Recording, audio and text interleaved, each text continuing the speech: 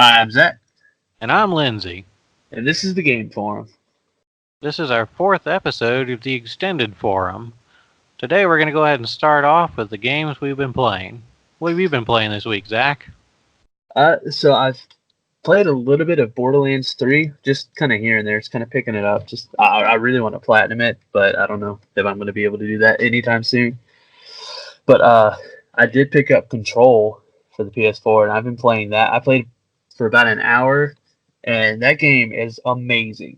It is awesome. I was not expecting it to be this story heavy, like from the get go. Are you interested in playing this at all? I've seen some stuff on it. I'm not sure if I'm going to get it or not. If I see a pretty good sale, I'll probably end up getting it, though. But I'll probably wait for it to go on sale. Yeah. Did you watch like Twin Peaks or Twilight Zone or anything like that? I didn't watch Twin Peaks, but I know I watched a lot of Twilight Zone. It's pretty much like an episode of the Twilight Zone. Like how they're connecting it to everything or to all these other things, and it's like it is really cool. There's a lot of collectibles that have notes and stuff, and they're explaining like the lore, and I've read every single one of them, and it's really cool. The graphics are pretty insane. The physics, like I heard the physics were supposed to be pretty awesome, but like you can like force push, and it'll like there will be a table, and it'll collapse like the folding metal under it to where it like falls down, and then the printer that's on it will fall over, and the paper will like fall out of the printer, and it's all like dynamic, and it looks realistic, and it is awesome. That sounds really cool. Yeah, but that's all I've been playing. What you been playing? I've still been playing a little bit of Gundam Battle Operation 2. Not a whole lot this week. For Honor has been doing another Halloween event, and I was trying that out the other day. I think I like the skeleton event better. Yeah. It took a little while for me to figure out exactly what the rules of this event were, and I kept having problems with a lot of people dropping out. But essentially, the way this works is you have your three standard bases, like capturing bases, but then you only get points for having two of the bases. The third base gives you no points, and there's just fighting over standard infantry soldiers, but the infantry soldiers have like huge boost, so they're very difficult to kill and do a lot of damage until you go into like a supercharged mode for either capturing a base or killing another enemy, and then they become like paper targets. You can rush in and kill a lot of them, and that gives your team points. So you're supposed to like kill other players or take bases to get supercharged, and then go kill the infantry now that they're easy and get a lot of points. So it was definitely kind of an interesting twist on their normal thing. I liked it, but I do think I liked the Halloween event they did last year a little better with the skeletons. I thought that was kind of cool. Yeah. There's a bunch of games doing Halloween events. Borderlands 3, I think next week is doing one. Huh. I think like some of the bosses will be like the undead version of them, but I don't think they have released like full details yet. But that I do know that there's something coming next week that's a Halloween themed. Destiny 2 is supposed to be having one that's Halloween themed. Yeah, Destiny always does a lot of fun ones. They put the mask out and stuff. I've already got a couple masks from some of the previous events they've done. Yeah, I need to check that out. But I've also been playing a little bit of Death Coming. It's like a indie game I saw in the store a couple weeks ago for like a really cheap sale, and it looked neat. You're essentially like someone who just died, and you get to be an assistant to the Grim Reaper. And it's all like pixel art, and pretty much has like a giant level, and you have to go around and find traps to like kill people. Like there could be a puddle next to like, some electrical wires or something, and as the person walks by, you click the wires and drop it in the puddle to kill them. Ooh. So it's got a lot of creative aspects in it, and I'm probably going to do a review on that one pretty soon. I've had a lot of fun with that one, but it looks like it's going to be pretty short. Yeah, well, I mean that's fine. Short games are okay. Yeah. Well, I guess moving on. I did so like Fortnite just released Chapter 2. They did that crazy black hole thing where they kind of like shut down the servers and they tied it into the story. And so that's come back. I think Monday. It actually last Monday it kind of relaunched, and I did actually download it and just to like see what was different. And I mean, I actually got like second place. I Oh, hadn't played wow. that game in forever. Yeah, I know. I haven't played it forever, and I got second place, and I was freaking out. So I'm like, this is so close. But it's Uh, I mean, it's Fortnite. I gotta say, from the trailers I've seen of it, I Yeah, haven't had a chance to play it yet, but it's much more reminiscent of Call of Duty's Blackout mode. yeah, Like, it shows the dam and all that kind of stuff. yeah, It definitely looks like they're trying to borrow some ideas from Call of Duty's Blackout mode, because I think Call of Duty might have taken some of their thunder away. yeah. They're definitely trying to stay on top. One thing that I noticed, the trailer, I don't know if it's the same one that I'm thinking of, where it's like starting season 2 or chapter 2. Is that the one you've seen? I think so, yeah. Did it have the fish in that like buff glass looking thing? Yeah. So it Oh, looks like you can go fishing for guns, or how does that work? Did you try that? so you can get fishing rods and you can go fishing, but I didn't see what they do. But with that fish, like those 4 characters, I was like, dude, this could totally be like a cool movie. They Hmm. just like I don't know why there hasn't been a Fortnite movie yet. There's an Angry Birds movie and there's a sequel to it. Why has there not been a Fortnite movie? I guess it's a little too soon, but that would be huge. Yes. And Um, with Tencent owning Epic, they could just like boom movies. well, speaking of movies and TV shows, Riot announced the other day on their conference they're going to be doing a League of Legends 10th anniversary TV show. It's going to be called Oh, Arcane. It's going to be set in the League of Legends universe, and it's going to be an animated series. I think that's pretty cool. I mean, I've seen some of their other music videos and stuff, and they yeah, got like really popular. They definitely have a very skilled animation team, yeah, and it looks like they're finally letting them take the gloves off and actually go out and make something fully realized. So I don't really play League of Legends, but I'll probably watch that show because it looks like it's yeah, going to be interesting. yeah. That's I ironically I think Riot is actually owned by Tencent as well. Really? Yeah, so like maybe there is hope for a Fortnite like TV show or movie. So another thing, Death Stranding is supposed to be coming out November 8th, and so no one knows what this game is even about. But the review embargo is lifting on November 1st, which is awesome because when a game like this is coming out, it's always typical for like the review embargo to be the day before, 2 days before, to kind of like keep the hype going. So there, if the game performs terribly, then it's like there's only 2 days of people finding this out, and the Yeah. majority of people aren't going to be like looking up, reviews for stuff like this or like IGN, blah blah blah. And so the fact that it's coming out a week before the release is kind of telling that it's going to be at least a good game because they normally don't do this. Like with Days Gone, the review embargo like shadow dropped the like 5 a.m., which is an odd time the day that the game was released, which Yeah. was like, but of course that game was received you know somewhat unfairly poorly. But so with Death Stranding, that's cool. I'm excited. I want to play it. The more I Well, look into it, the more I want to play it. why don't you tell me or tell them what you were talking to me about your theory behind what Death Stranding could be? I don't know if it's going to be that or not, but that's definitely a cool idea for a game. Yeah, what was I The can't the remember. continuous of everybody Oh getting yeah, supplies and building cities and stuff. I thought yeah, that was an interesting idea.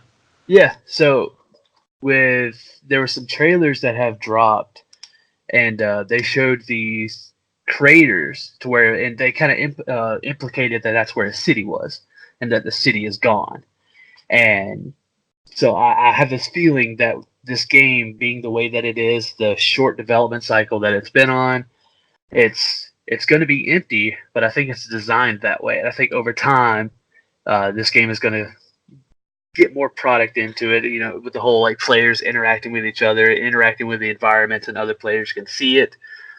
Um, what else? There's this time fall. This is rain. It's called time fall, and it has the ability to like fast forward time, or I think fast forward time, because it was showing some people in the rain going from like the age that they were to much older, and so like that could come into play.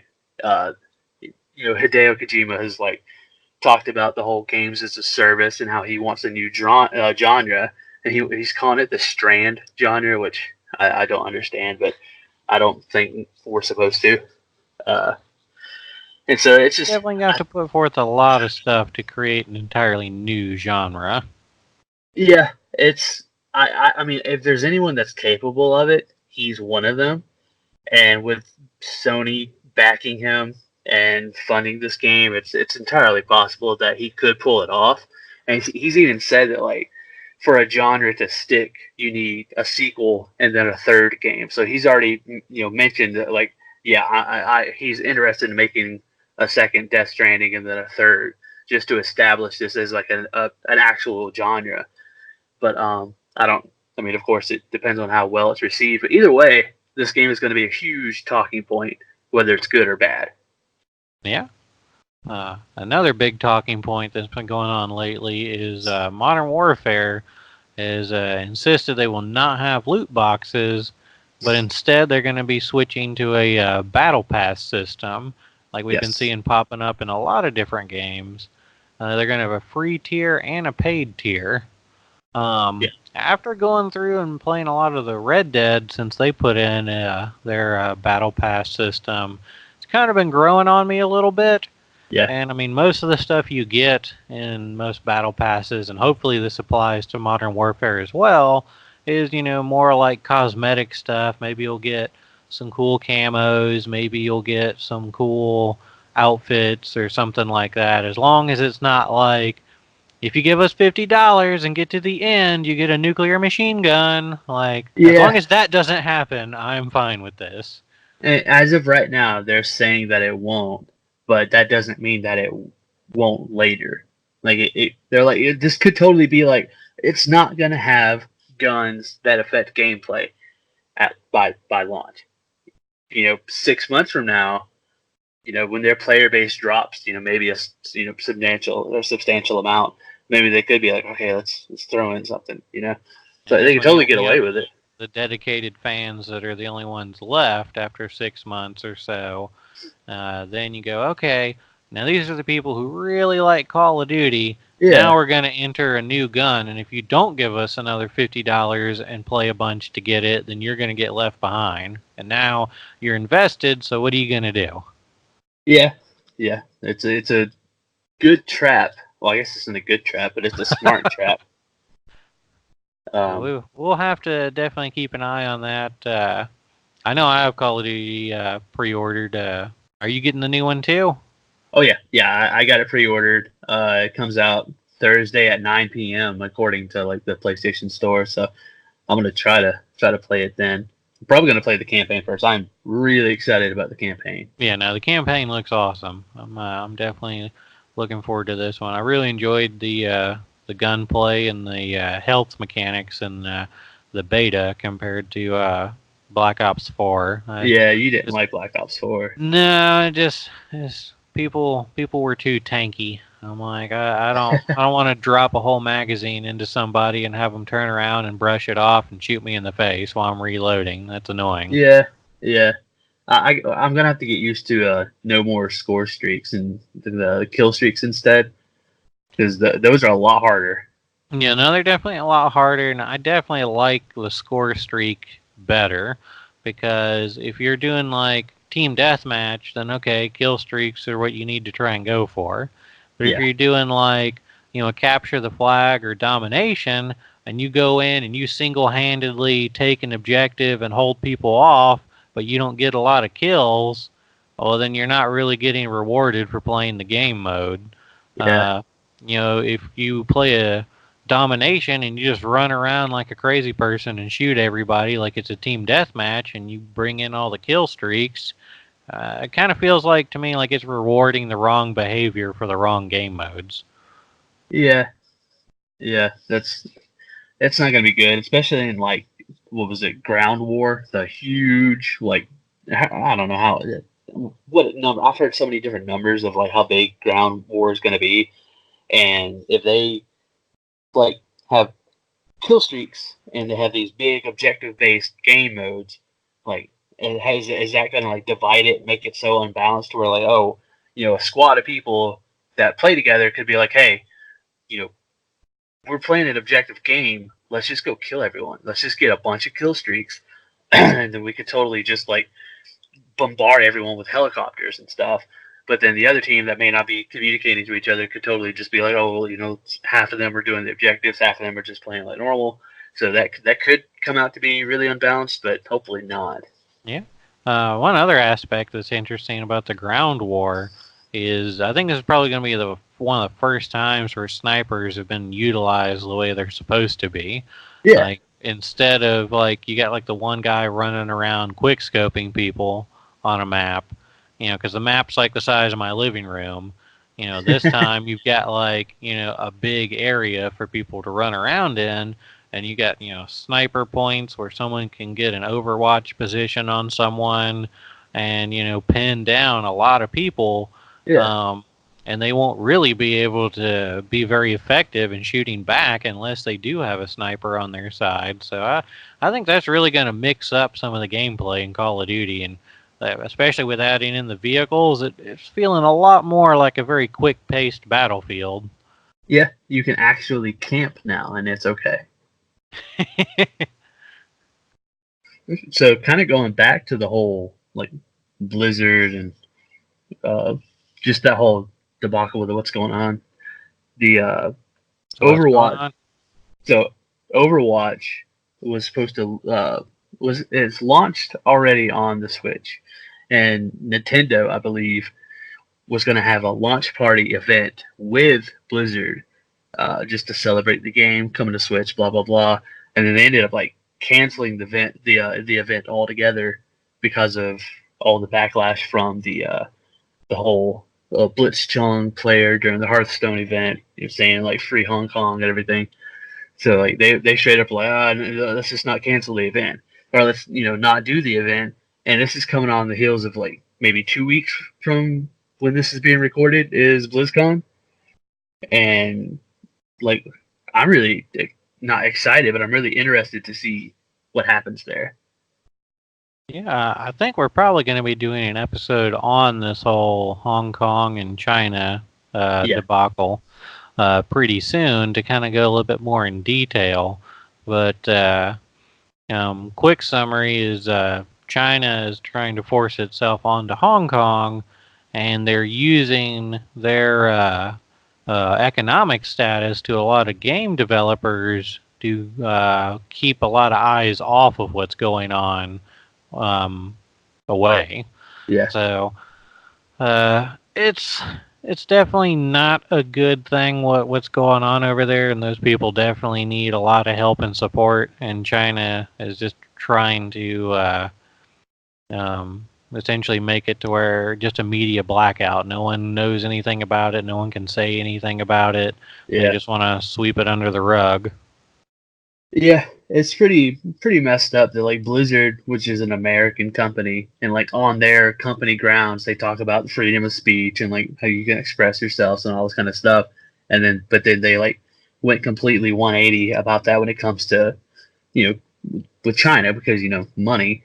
But another ironic thing that I had heard is that so like with Overwatch, the kind of like sub story of that game is they need a hero. They got to stand up to this adversary, these people that are oppressing them. And they need to stand up, and that's kind of like the story. That's a game from Blizzard that's talking about standing up against what's wrong and standing up for what's right. But then when they have a player of their own game that does that, they're like, no, shut up. Yeah, that's really messed up thinking about it that way. Yeah, and it's like so, and then like their own employees at Blizzard like covered up that plaque that talked about freedom of speech because they were like, if you don't represent it, so we're gonna cover it up. Well, I think that's about all we got for this week. I appreciate everybody tuning in. Catch all you guys later. Make sure to subscribe and check back with us for new weekly content. Yep, we'll see you.